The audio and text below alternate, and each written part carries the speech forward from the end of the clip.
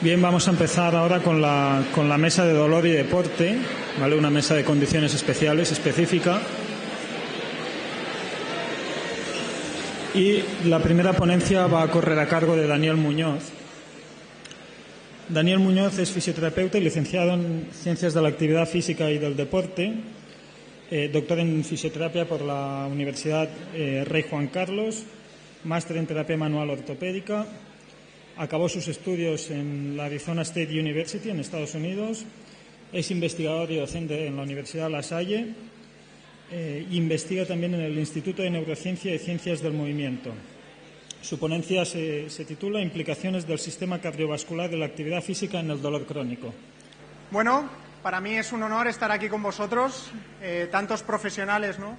Dedicados al mundo del dolor, dolor crónico. Ya hemos visto en las anteriores ponencias, es un tema complejo. Yo he venido a hablar también de un tema complejo y en una hora compleja. Voy a hablar de las implicaciones, ¿no?, que tiene el sistema cardiovascular, las implicaciones que tiene la actividad física y de varios tipos de pacientes. Voy a hablar de pacientes de dolor crónico, voy a hablar de pacientes que son sedentarios, voy a hablar de pacientes que son atletas profesionales. Seguramente todos hemos tenido un abanico, un rango grande, ¿no?, de pacientes, así que bueno, estaremos hablando de sistema nervioso autónomo, el sistema nervioso simpático, parasimpático. Espero que vuestro parasimpático después de comer no esté afectando a alguna cabezada, así que bueno, vamos a hacer una revisión de lo que hay publicado, de lo que se conoce, de lo que podemos medir muy fácil. Estamos en el siglo XXI, la tecnología nos ayuda. Hasta hace un año, 2 años, estas mediciones que os voy a presentar serían imposibles, pero ahora son muy posibles en clínica, en hospitales, incluso en otro tipo de ambientes donde no necesitemos aparatos muy caros, donde podamos acercarlo directamente a la clínica. Teorías del dolor. Las teorías del dolor han estado evolucionando desde hace muchísimo tiempo, pero incluso 360 a.C., en la época de Aristóteles, ya se sabía o se pensaba, ¿no?, que el dolor podía estar manejado en el alma y más concretamente localizado el alma ahí en torno al corazón. Bueno, pues toda esta investigación ha ido avanzando y hoy en día seguimos afirmando que este sistema cardiovascular tiene implicaciones en nuestros pacientes, tiene implicaciones cuando nosotros medimos al paciente, tiene implicaciones en el desarrollo del tratamiento. Implicaciones que hay que medir, implicaciones del sistema nervioso autónomo, como he dicho antes, donde el nervio vago va a estar regulando, como sabemos, todas esas vísceras, en concreto sistema cardiovascular que vamos a estar viendo hoy y que por lo tanto tenemos que medir. El problema es que nos encontramos, yo trabajo en investigación, a veces tengo la posibilidad de utilizar aparatos caros cuando la financiación es posible, pero entiendo que fuera del laboratorio, fuera de tener a un paciente tumbado durante media hora, 45 minutos para evaluar su sistema nervioso autónomo, simpático, parasimpático, eso no es práctico, eso seguramente no lo podamos estar trasladando a la clínica. Vamos a ver que hoy, 2017, es una realidad, se puede hacer muy fácil, se puede hacer a coste cero, el paciente lo puede hacer en su casa, nos puede mandar información vía telemática. Toda esta información que nos han dado ponentes esta mañana, que tenemos que conseguir ese vínculo con el paciente, que el paciente se crea, que el paciente entienda lo que está pasando en su organismo y que nos compre la terapia, ¿no?, que tenga un rol activo dentro de su terapia, pues es fundamental. Hay muchísima investigación en crónicos. Simplemente tenemos que revisarla, tenemos que estudiarla, tenemos que empezar a aplicarla porque la investigación está ahí. Tenemos al final que este sistema nervioso hace ese control cronotrópico, ¿no?, del corazón. Os he hablado ya de sistema nervioso simpático, parasimpático. Estamos hablando de unidades muy pequeñas, estamos hablando de milisegundos. Necesitamos aparatos muy precisos para que realmente el error o lo que estemos midiendo tenga algún tipo de sentido. Y sobre todo que sea de forma no invasiva. Todos conocemos a algunos pacientes crónicos que han tenido que hacer algún tipo de electroestimulación de este nervio vago, pero son intervenciones demasiado complejas. Yo os voy a presentar aquí algún tipo de mediciones que vamos a poder hacer todos en nuestras clínicas, hospitales, donde trabajemos, de forma no invasiva. Estoy hablando directamente de vuestros teléfonos móviles. Estoy seguro que el 99% de las personas que hay aquí tienen teléfonos con cámara y con luz. Estos aparatos ahora mismo están validados ya con pletismografía, están validados para que nosotros podamos recoger todos esos datos que son muy sensibles y, si hacemos bien la medición, podamos utilizarla para nuestros pacientes. En concreto, pacientes crónicos, y dentro de esta medida vamos a hablar de la variabilidad de la frecuencia cardíaca. La variabilidad de la frecuencia cardíaca, como su propio nombre indica, vamos a ver que puede variar a lo largo de una medición, por ejemplo, de un minuto, y en concreto nos vamos a quedar con una cosa compleja que es una fórmula matemática, que es la raíz cuadrada de las diferencias de todas las medidas que se hacen en ese minuto. Vais a ver que no vamos a tener que entender completamente las matemáticas para sacar un valor interesante. Lo que nos dice la investigación es que es interesante esta medida está cambiando en nuestros pacientes, sobre todo cuando hacen ese afrontamiento y regulación de las emociones, esa parte importante cuando están manejando su situación de dolor crónico. En concreto, esta variabilidad de la frecuencia cardíaca lo que hace es medir cómo varían los ritmos, cómo varían las pulsaciones dentro de, por ejemplo, un minuto de medición. Se sabe, se me ha movido la presentación por pasarla al Windows,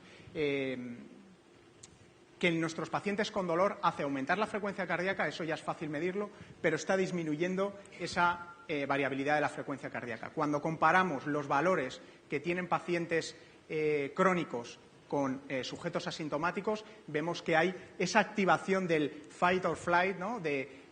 O pelea o huye. Lo que nos están haciendo nuestros pacientes es afrontar una situación de dolor, de mala calidad de vida, de disfunción, y están activando ese sistema nervioso parasimpático. Sería muy interesante medirlo, registrarlo y ver cómo nuestras intervenciones con ejercicio, con terapia manual, con educación, están ayudando a nuestros pacientes. Este soy yo esta mañana. Llevo midiéndome variabilidad de la frecuencia cardíaca todas las mañanas, cuando me levanto, cuando voy al trabajo, cuando me voy a hacer ejercicio. Esta es mi media de esa palabreja que os he dicho antes de RMSSD. Al final, variabilidad de la frecuencia cardíaca. Mi variabilidad de la frecuencia cardíaca está dentro de la normalidad. La propia aplicación me lo dice. Dentro de mi sexo, mi edad, estoy dentro de lo normal. Sin embargo, esta mañana ha pasado algo. Algo ha pasado en mi sistema nervioso parasimpático, estaba echando el freno, estaba diciendo, afronta las emociones, hay 500 personas esperándote, no podía hacer nada. Lo siento, me lo he medido esta mañana, ya veremos mañana cómo estoy, ¿no? Esto ya se ha medido en directo, se ha medido, como digo, en laboratorio, se ha medido generando dolor clínico a los pacientes, dolor sí, de tipo inducido en el laboratorio, y se ve que, por ejemplo, si organizamos un protocolo de dolor inducido para ver cómo responden los pacientes, por ejemplo, generando aumento de temperatura hasta que el paciente nota que tiene un dolor, pues por ejemplo, en torno a 7, 8, 9 en la escala visual analógica, vemos un aumento en directo de la frecuencia cardíaca, fenomenal, eso ya lo podríamos evaluar, pero esa variable de la que vamos a hablar hoy tanto, que predice, que nos va a dar muchísima información de cómo está nuestro paciente, sobre su cronicidad, sobre sus estrategias de afrontamiento, fijaos que empieza a disminuir, igual que yo esta mañana. Diferentes tipos de investigaciones, diferentes tipos de pacientes. Cuando hablamos de paciente crónico, se ha dicho esta mañana, paciente crónico que está todos los días como estaba yo esta mañana, pensando en mi ponencia, pensando en cómo iba a contar las cosas. Por ejemplo, colon irritable, estos pacientes tienen diferente esa variabilidad de la frecuencia cardíaca. Su sistema nervioso autónomo, simpático, parasimpático, está alterado. Más dolor de cuello, trabajadores, dolor de cuello, dolor de hombro, tienen alterado esta medida y no la estamos teniendo en cuenta, a lo mejor. No estamos teniendo en cuenta cuando elegimos la estrategia de tratamiento. A lo mejor estamos prescribiendo ejercicio, a lo mejor estamos haciendo algún tipo de terapia manual y a lo mejor no está funcionando con su sistema nervioso autónomo. Esta investigación es muy curiosa porque además miden el tiempo libre, el ocio, qué es lo que hace el paciente en su tiempo de ocio. muy interesante, sobre todo ligado a la segunda parte de la ponencia, que vamos a hablar de actividad física. Cuánta actividad física, cómo de sedentario es ese paciente, tiene una relación muy, muy importante. Estos pacientes crónicos no tienen momento de ocio, no tienen ganas de moverse, no tienen ganas de experimentar más dolor, mucha relación con ese sistema nervioso autónomo. Más investigación, trastornos temporomandibulares, estudios, cohortes o estudios que estudian a los pacientes a largo plazo y ven cómo se manifiestan pues esa sensibilización central, esa depresión, esa ansiedad, todos los problemas que conlleva. Constantemente evalúan lo mismo, variabilidad de la frecuencia cardíaca muy, muy bajita o por lo menos diferente a lo que tienen los asintomáticos. Si nos vamos a síndrome complejo regional, hemos estado escuchando una ponencia maestra, ¿no?, de una experta. Efectivamente, ese sistema nervioso autónomo está implicado, está frenando en algún sentido todas las actividades que está haciendo el paciente. Y si seguimos buscando literatura, también en población, por ejemplo, niños con dolor crónico tienen esta variable también modificada. Concretamente, hay mucha investigación en fibromialgia. Fibromialgia, esa condición que sufren algunos pacientes y que ya hemos visto que pueden tener una respuesta deficiente a estímulos, por ejemplo, auditivos, se les presentan estímulos auditivos y automáticamente esa variabilidad, esa respuesta de freno, de aversión, de huida de esos estímulos se activa en estos pacientes, térmicos, con frío, con calor y también de tipo cognitivo. Cuando ese paciente se ve sometido a un estrés cognitivo en el laboratorio, pero que también está pasando en su vida, está pasando en su trabajo, está pasando con su pareja, etcétera, etcétera, ese paciente está cambiando su conductancia de la piel, está cambiando su variabilidad de la frecuencia cardíaca, está variando todo el sistema nervioso central que vamos a ver luego. Y además todo ese estrés mental y esa hiporreacción del sistema cardiovascular está relacionado con variables de intensidad de dolor y ansiedad. Ya conocemos que la ansiedad funciona como un predictor en otro tipo de patologías para ver la cronicidad, para ver la expansión del dolor y automáticamente se ve reflejado en la variabilidad del sistema nervioso. Recientemente, John Hicks y su equipo también hacía esa correlación no solo con sensibilidad, no solo con estímulos dolorosos, sino relacionando esos episodios traumáticos que puede tener el paciente con elevados niveles de ansiedad, mezclado con un afrontamiento catastrofista ante el dolor, ante lo que le está pasando, volvemos a encontrarnos una relación con ese sistema nervioso autónomo. Interesante medirlo, interesante saber cómo está nuestro paciente para luego tomar decisiones. Vamos un poquito más allá. Vemos a ver qué pasa cuando ponemos las manos encima de nuestro paciente. Le hacemos terapia manual en un trapecio que tiene un punto gatillo, un trapecio que a lo mejor le podríamos hacer una compresión isquémica y ver qué pasa. Bien, pues un estudio muy interesante donde se cogía a pacientes y se les dividía en dos grupos. A unos pacientes se les trataba isquémicamente ese punto gatillo miofascial, donde reducía el dolor, donde el paciente decía que estaba mejor, y otros pacientes donde no se les trataba ese punto, se les trataba un punto asintomático, un punto que no refería a ser un punto gatillo. Nos encontramos que hay áreas del cerebro que se activan. Tenemos formas de medir el cerebro hoy en día no invasivas a través de luz. Podemos ver qué zonas del cerebro están consumiendo oxígeno y relacionarlas con esta medida del sistema nervioso autónomo. ¿Qué es lo que nos dice la literatura? Que van juntas. Cuando un sujeto que le estás tratando el punto gatillo miofascial está experimentando una reducción en su dolor, te está diciendo que le duele menos, te dice que está mejor, también tiene actividad, por ejemplo, en zonas de la corteza motora prefrontal, tiene un cambio en su variabilidad de la frecuencia cardíaca y tiene un cambio en esa disminución del dolor, ¿vale? Muy, muy reciente este tipo de literatura que estoy seguro que vamos a seguir viendo.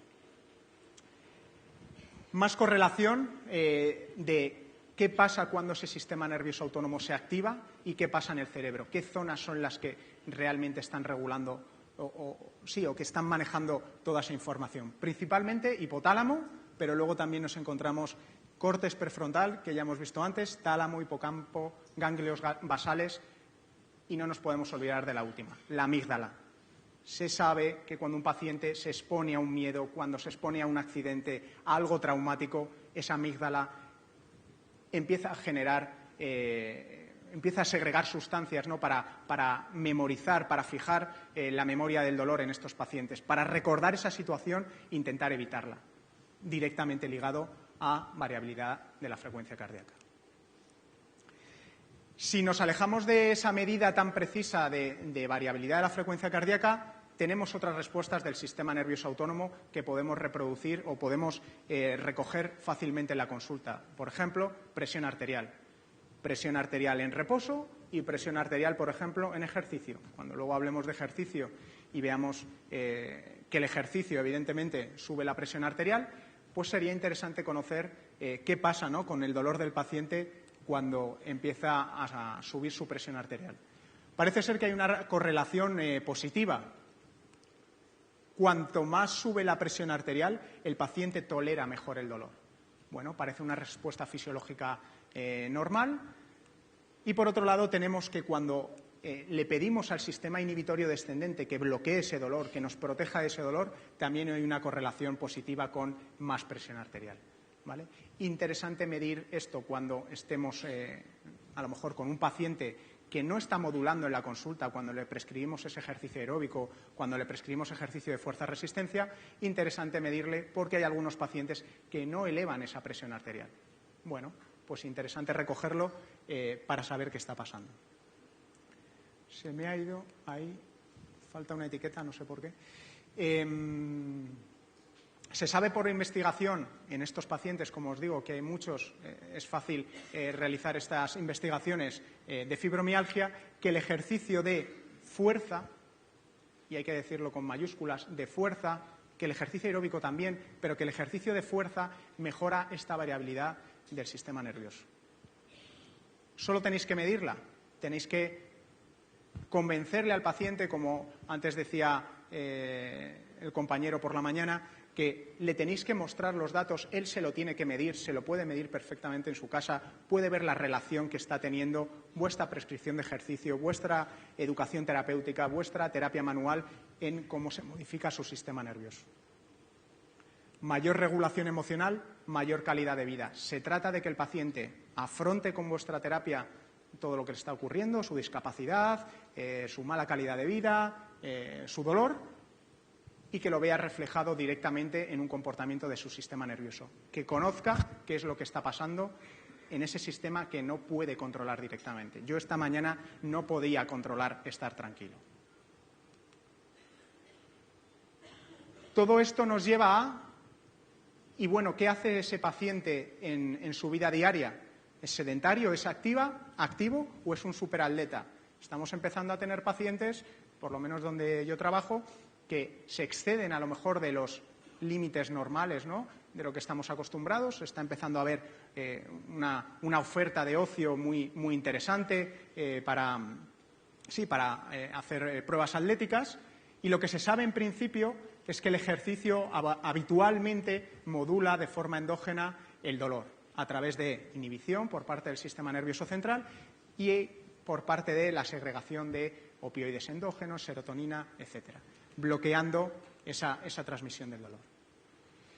En principio sí, pero resulta que cuando hacen pruebas de laboratorio, de pruebas de modulación condicionada del dolor, cuando les provocan dolor a los pacientes para ver cómo responden, a ver si responden igual que un sujeto sano, tanto con agua fría, agua caliente, estímulos eléctricos, mecánicos, conductancia de la piel, observan que la modulación es completamente diferente. Varía dependiendo de qué, por ejemplo, de la edad. Varía de la actividad física, varía también según el nivel de actividad física. Y esto está muy relacionado con la analgesia posejercicio. Todos los días me hago la pregunta, si a este paciente le prescribo ejercicio, ¿tendrá los efectos deseados, los efectos que nos dice la literatura relacionados con la analgesia endógena? Muchos de mis pacientes no modulan, ¿vale? Pues sería interesante evaluar, por ejemplo, simplemente el nivel de actividad física. ¿Es sedentario? ¿Hace ejercicio moderado o hace ejercicio vigoroso? Esas 3 condiciones modifican y predicen cómo va a reaccionar mi paciente a esos estímulos de analgesia posejercicio. Por ejemplo, un reciente estudio, del 2012, ve esa relación entre ejercicio de baja intensidad y ejercicio de alta intensidad. Ese ejercicio de alta intensidad que no siempre es fácil trasladarlo a la clínica. Tenemos que estar trabajando a lo mejor mucho tiempo con un paciente crónico para poder hacer ejercicio de alta intensidad. El cerebro es menos sensible, está segregando esos opioides endógenos, está bloqueando esas aferencias nociceptivas de la periferia. Interesante cómo se activa de diferente ese cerebro, tanto en atletas, ahora lo veremos, como en gente sedentaria, sujetos sedentarios. Resulta que un gran investigador en el 2012 comenzó esta línea de investigación de estratificar qué tipos de pacientes, dependiendo de su nivel de actividad física, modulaban mejor o modulaban peor. En principio no se llevó ninguna sorpresa, porque parece que es lógico que sujetos que hacen más actividad física, sujetos que están realizando actividad física, tienen más tolerancia. Tolerancia está muy bien, pero, sin embargo, hay un problema con los umbrales. Los umbrales de dolor es muy difícil modificarlos, independientemente que comparemos atletas profesionales, gente que hace muchísimo ejercicio, gente que es completamente sedentaria. Seguramente hay importantes condicionantes psicológicos, psicosociales, mientras esos sujetos están haciendo actividad física, que hagan que la modulación sea completamente diferente. Por lo tanto, se puso a seguir investigando por su cuenta, pasó de hacer revisiones sistemáticas, metaanálisis de todo lo que había en la literatura, para pasar a probar directamente cómo funciona esta modulación descendente en sujetos que hacen muchísimo ejercicio. Cuando digo muchísimo ejercicio, estoy hablando de 10 veces más de lo recomendado, ¿no? Son gente que puede estar perfectamente haciendo 6, 8 horas de ejercicio al día. Se llevó una sorpresa porque encontró que la modulación, la respuesta de su sistema nervioso central era menor. Estos sujetos modularon menos que los sujetos control. Y eso que los sujetos control no eran sedentarios, eran sujetos activos. Empezó a plantearse si esto tenía que ver con la relación de la prevalencia que hay de dolor crónico en la población de atletas. Hasta un 31% padecen dolor crónico, incluso dolor expandido por varias áreas del cuerpo. Lo que sí salió es que los sujetos, los atletas, sí eran más sensibles a la detección de la vibración. Les sometían a vibraciones, lo detectaban muchísimo antes, posiblemente por su especialización en el control postural a la que se ven sometidos. Este estudio causó gran revolución en su momento, porque era algo inesperado, ¿no? Cómo esos atletas, cómo esos sujetos que estaban haciendo mayor actividad física, cómo estaban reduciendo su modulación descendente. Se llevó una carta para él, le mandaron una cartita al editor, le mandaron una cartita dirigida a él diciéndole que su investigación era un poco sensacionalista, que posiblemente había cometido algunos errores, que había mucho que debatir en ese tipo de investigación. Meses más tarde le contestó diciendo que sus medidas estaban bien hechas, las había seguido reproduciendo, y le contesta fundamentalmente en que no es todo de una manera, sino que el nivel de actividad física óptimo, hay un nivel de actividad física óptimo para tener una buena modulación condicionada del dolor. Si nos vamos a sujetos que están constantemente provocando esa respuesta de ese sistema, posiblemente vamos a alterar ese funcionamiento. Si tenemos sujetos muy sedentarios, seguramente no están teniendo tampoco una buena respuesta.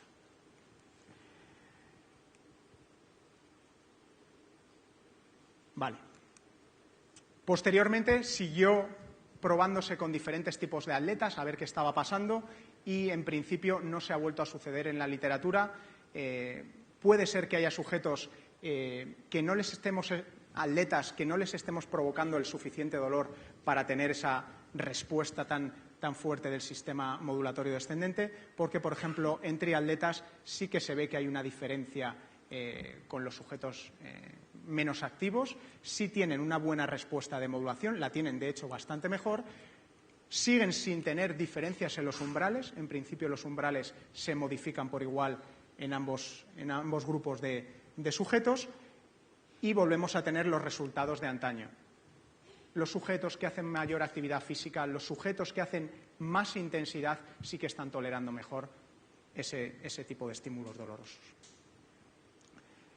Nos vamos a investigación un poquito más reciente, donde te dice que directamente, solo por cuantificar y estratificar a tus pacientes, saber si hacen más de 1.500 METs a la semana, minutos, por días, por intensidad que están haciendo, solo por tener ese valor vamos a poder estar pensando en que podemos predecir en que tienen mejores sistemas nerviosos o sistemas nerviosos que están bloqueando mejor el dolor, tanto en sumación temporal como en esa modulación condicionada del dolor. ¿Vale?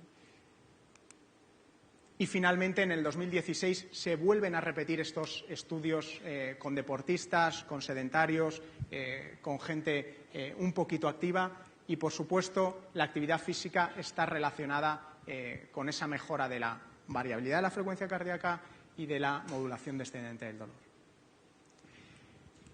Algunos artículos terminan diciendo que estos sujetos también necesitan esta modulación, aunque no sean sujetos inactivos, sujetos que no se mueven, también están sometidos constantemente a dolor, a sensaciones desagradables y que necesitan tener un buen sistema modulatorio para prevenir esas lesiones.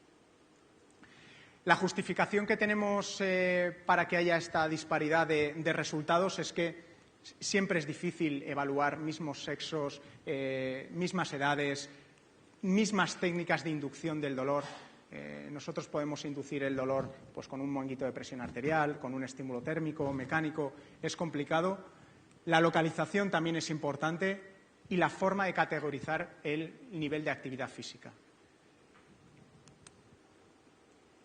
Cosas con las que nos podemos quedar para abordar mejor a nuestros pacientes, diagnosticarlos mejor, hacerles un seguimiento. Estamos en el siglo XXI. Conocer el estado de la variabilidad de la frecuencia cardíaca lo puede hacer el paciente en su casa. Solo tenemos que enseñarle, este es tu móvil, esta es la aplicación, esta es la medida poniendo el sensor en la cámara, me puedes volcar los datos. Tenemos que correlacionarlo con variables psicológicas. Puede haber, sabemos todos que en el dolor crónico podemos tener ese freno de las variables psicológicas y que también me están afectando a esa variabilidad de la frecuencia cardíaca. Y tenemos que analizar si lo que estamos haciendo con nuestro paciente, esa prescripción de ejercicio, esa educación terapéutica, está modificando su sistema nervioso autónomo. Como decían antes mis compañeros, por supuesto necesitamos que el paciente modifique sus conductas, que se crea lo que le estamos comentando y conocer si esa prescripción de ejercicio, por ejemplo, está funcionando su sistema nervioso o es un estresor más o es algo más que no le ayuda a generar modulación del dolor. Eso es todo. Muchas gracias.